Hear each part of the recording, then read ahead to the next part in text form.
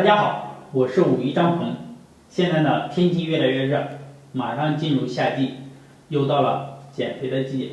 今天呢，我给大家讲一个瘦肚子的方法，也是我们经常讲的特别好用的一个方法，叫抓肉肉。这是我来起的名字，我觉得非常的合适，而且非常的贴切。主要呢，效果是比较好。今天早上呢，还有人给我讲，老师抓肉肉、抓带麦特别的好用，我抓了以后呢，瘦了12斤，真的很开心。下面我给大家详细的讲解，想减肥、瘦肚子，跟着一起来学习，一起来练习。首先呢，我们做之前坐在这里和站在这里都可以，把身体放松，好，调整一下呼吸。好，手呢看这样去抓，好，大家可以看一眼啊，手打开，好，抓着我们的肉肉，可以抓在哪？可以抓在肚脐向两边周围，好，这一圈都可以，也可以抓整个腹部都行。好，根据自己的情况来做。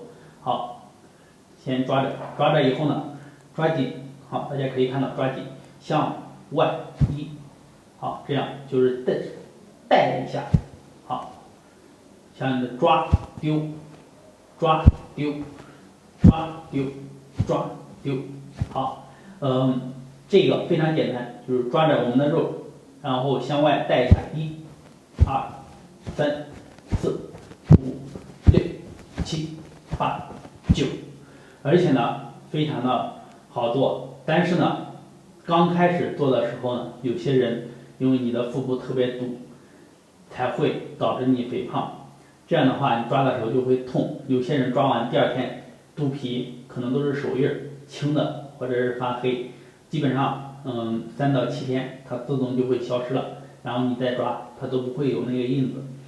痛的话要轻一点，不要抓这么大的幅度，可以低一点，这样一点抓着，不要带，放松，抓完放松，抓完放松，抓完放松，抓完放松，抓完放松。这是怕疼的或者是比较疼的，如果不怎么疼能忍受，抓丢抓好丢，抓丢，抓丢，抓丢，抓肉。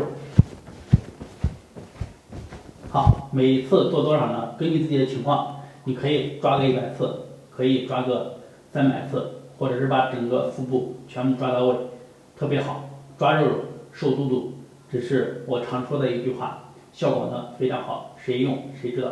今天就分享到这里，谢谢大家。